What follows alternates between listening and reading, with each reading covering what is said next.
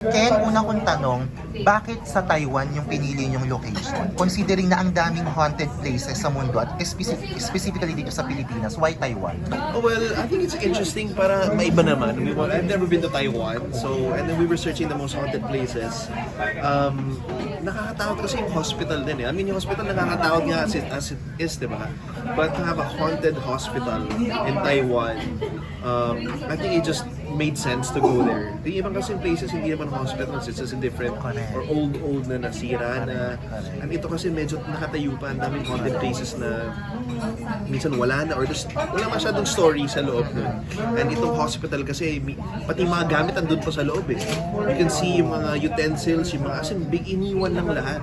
May mga cup noodles pa dyan from so long ago na nandun pa sa kitchen. Yung mga gamot pa na nandun na expired for how many years. Yeah, yung mga operating tables ang dami. Halos lahat iniwan lang doon. It's crazy. So, yeah, it just made sense na sabi ko na hindi wala ka naman masyadong gagawin na pag-set up sa loob to make it look creepy. Kasi everything's there. So, it just made sense to shoot inside. Halos kompleto na. In relation to that, Ken, hindi ba challenging yung pag-permit to shoot on that place? Naging supportive ba yung Taiwan government? Sobra naman. Yeah, they were super cooperative with us and they're super helpful and supportive. And umabot nga, every day nagpapa-ritual nga sila eh. We would always have blessings and prayers. So nag-i-incense kami. We had to learn their rituals. Every day yan before mag-shoot. Just to be safe. And yeah, we of course respect that and we're thankful na ginawa namin lahat yan.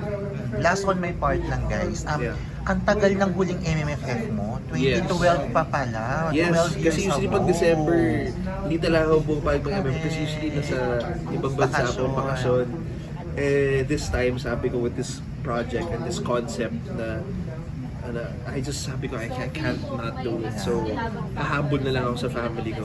How does it feel to be back sa MMFF? Masaya. I'm excited ako sa float. Matagal na ako din ako sa float. So, it's good to be, to experience it again. Tsaka parang matagal na ako hindi nagka-Christmas dito sa Manila.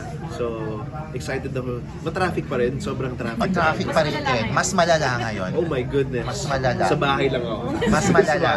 Sa bahay lang ako.